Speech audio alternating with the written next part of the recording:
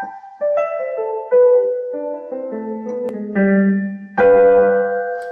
guys, my name is Renee and I am a good enough mom.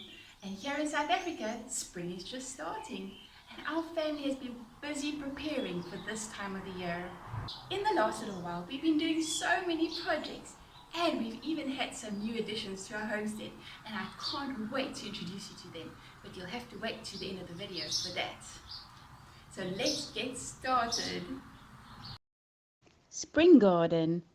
I love this time of the year. There's so much anticipation for the new season, and it's lots of fun to plan everything. I was recently looking back at this drone footage from a year ago, and I was really surprised at how much we have accomplished in just 1 year. This time last year, our garden was just grass with a few fruit trees that we had brought from our garden in town. And when I look at my garden now, it feels as if we've done very little because I'm thinking of the big picture of what I'd like my garden to be like one day. But looking at footage like this makes me so thankful for the progress that we have already made. Because of some of the challenges that we experienced last year, I've had to make some changes to my original plans. Firstly, I had planned to grow all sorts of edible climbers against this fence between us and the farm next door, like beans and peas and grenadillas. But I found that the cows and reindeer and bushbucks and pigs on the farm next door loved to snack on them, so my plan didn't work. So instead, this year, I planted lots of bulbs here. The people renting our house in town are allergic to the pollen, so they carefully removed them and kindly gave them to me to plant in my garden here. I hope that they will attract all sorts of pollinators to my garden, and I like that they are perennials, so that once they are established, I won't need to give them much care again. In between the bulbs, I have also planted sunflowers, beans, and marrows. This year I'm trying to be really intentional about companion planting to save space in my garden and to increase my yields. I grow sunflowers because they are beautiful and they provide food for my chickens. I grow beans next to the sunflowers so that they can climb up them and not need trellising. I grow marrows in between the two of them because they can act as a ground cover and keep the ground cool. This is the first time I'm intentionally doing this, so I hope it'll work. Our family loves eating both beans and marrows, so I've planted a lot of them this year. This next bedding is a new addition to our garden. I'm going to try to grow Chinese water chestnuts. This is a grass-like sedge that is grown for its edible corns. The Chinese water chestnut is not a nut, but an aquatic vegetable that grows in marshes, underwater in the mud. So I got this bath and filled it with sand and keep it wet. I covered the bath with stones, similar to the ones that our house is made from, to make it fit in a bit better, and around it I planted strawberries, spinach, chives, and spring onions. The bed next to the bath is also a new bed, and this year I'll be growing tomatoes, basil, carrots, turmeric, and ginger here.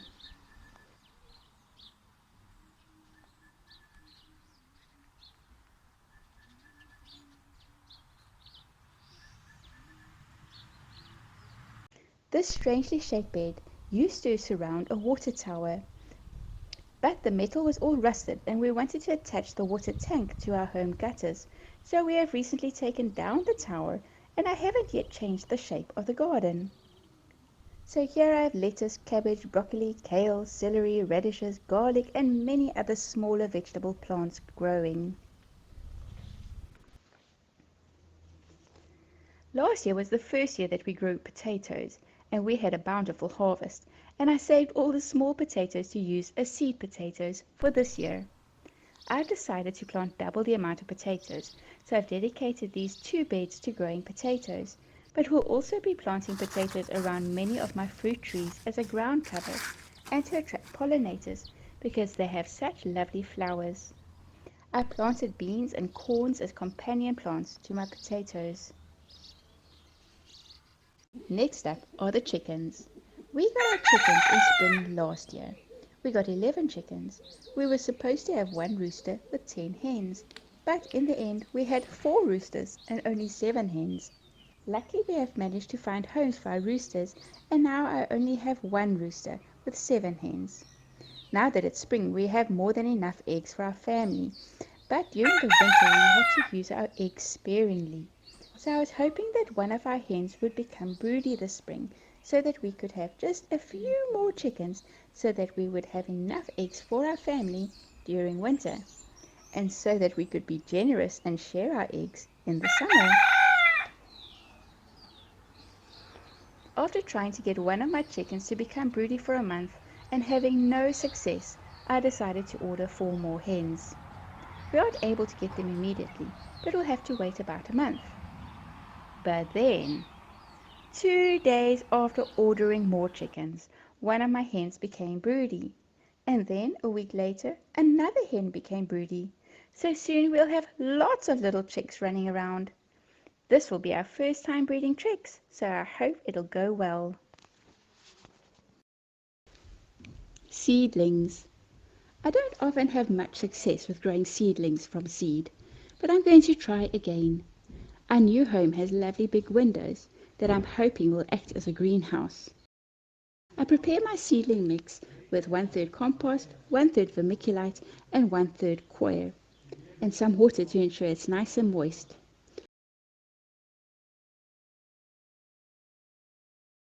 I put this into seedling trays and then add the seeds.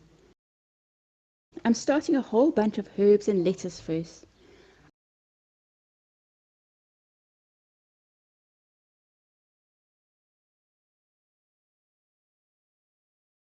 I've decided to order a germination pad to keep my seedlings warm and hopefully increase my chances of success. So I'll sow all the trickier to get growing plants like brinjals and peppers when that arrives. And now for the most exciting addition to our homestead. We now have sheep. While we were away on our annual holiday, the owner of the larger farm that we are part of contacted us to say that he was selling his herd of sheep, and he would like to gift us with 4 lambs, if we were interested. My kids loved helping to bottle feed the lambs last year, and I knew that they would love to have sheep of their own.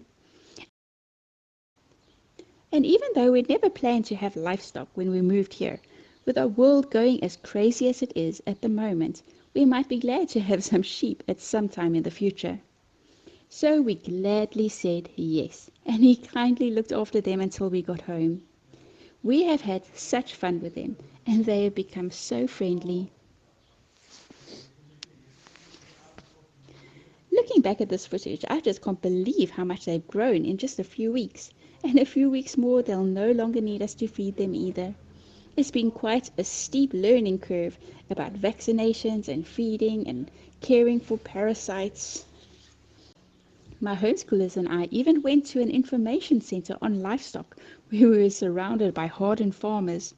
It took a lot of courage to go, but what better place to learn than amongst a lot of farmers? Another visitor to our homestead is a mule. He lives on the greater farm area and often comes to visit our sheep.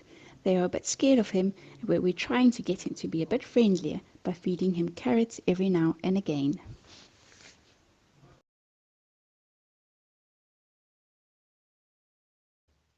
Thank you so much for watching all the way to the end.